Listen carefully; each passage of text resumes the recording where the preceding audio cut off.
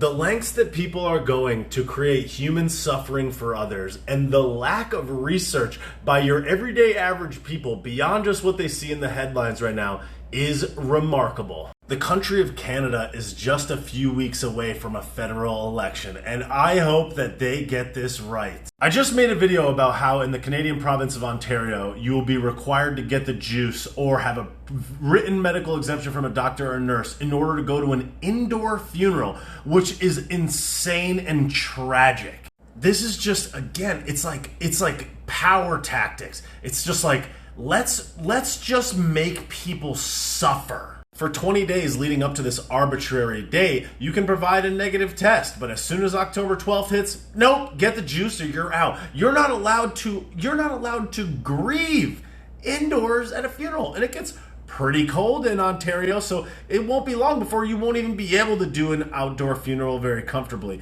or very safely for that matter. Again, because it's not about your health. As I was doing the research for this video, I started doing some of the statistics about the death rates in Canada. And I was just like, God, how are people not doing this? So I came here to the official Canadian website for leading causes of death, total population by age group. Now these are statistics officially from the Canadian government. Look at this category.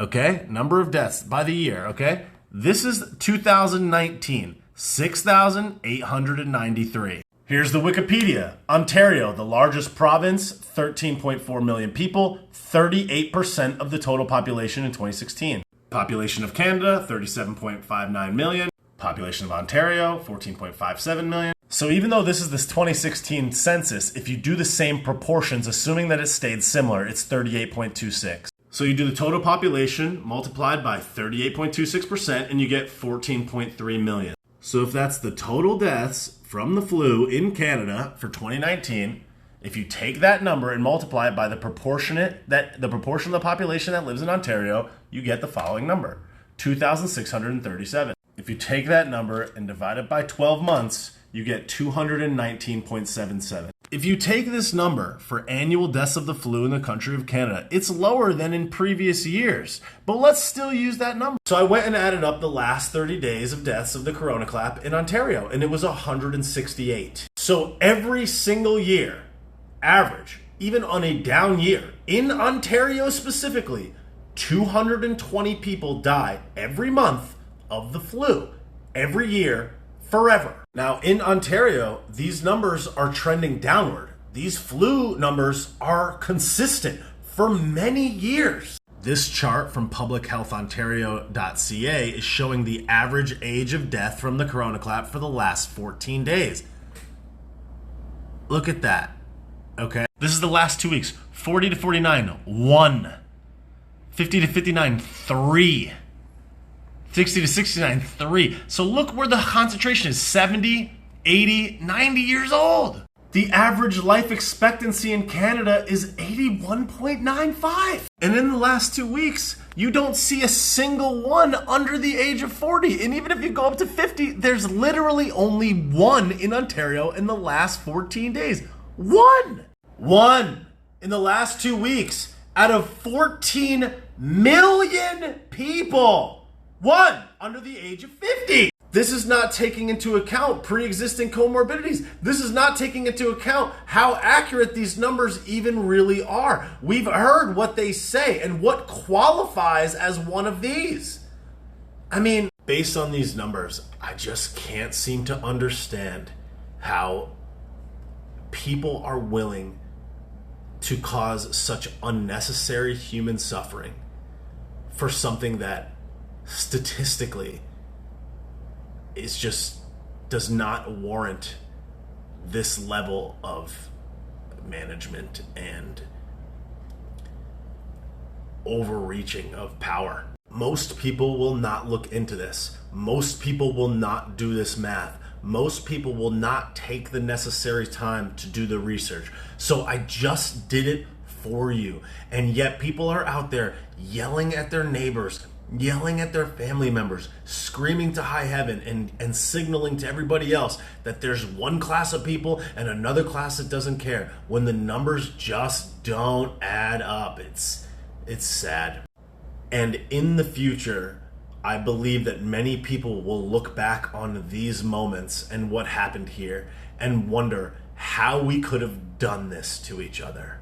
If people could only understand how much work, research, time, and investigation is necessary to convince a person to be on the other side of what seems to be such an obvious and virtuous position. Nobody wants people to suffer. Nobody wants people to lose their life. No one out there, no matter how much these people that are pro-juice or anti-juice, nobody wants people to suffer. No one wants people to lose their life. But the reality of this is when some people see every single person unanimously agree with the message that's told to them without looking into it themselves before just taking that position and saying, yep, that's a fact for sure. These people look into it, and then to think how much they have to convince themselves using statistics and numbers to be on the other side of this argument that seems so obvious. To then go and finally end up on the other side of it, and then try to tell people about it and have them think that they're bad or they're evil or they're somehow not virtuous or they're sick or don't you want to save grandma? It's like, yo, I just looked into it. It's so sad because all the people that are yelling don't take the time to look into it. Imagine how difficult it would be for you to be on the other side of this obviously virtuous argument. In order for you to be on the other side, on the side of the mainstream agreeance, all the masses of people, all you have to do is be like, yep, all you got to do is watch the news. All you got to do is just agree with all the other people around you. It's tribalism. It's so simple to be on that side of the argument. It's so simple to agree with everybody else. Imagine how much sack you would have to be on the other side of this. Because we're not saying it's not bad. We're not saying it's not real. We're not saying that we should proceed with caution. We're not saying that it should not be taken seriously. What we're saying is that the response, the reaction, the powers that are being exerted and the freedoms that are being taken away are disproportionate to what is actually happening. Whether or not you agree with it in this particular instance, let it be known. If they can take it for this, they can take it for anything. If you don't look at how obvious this is, you lose it forever. Because the people who really care about others, you're going to hate to hear this. If you sit on the other side of this disagreement, those are the people that really care. Those are the people that want to save grandma. Those are the people that want to save the kids. Those are the people that are really, truly altruistic because they looked into it because it matters to them more than it matters to you.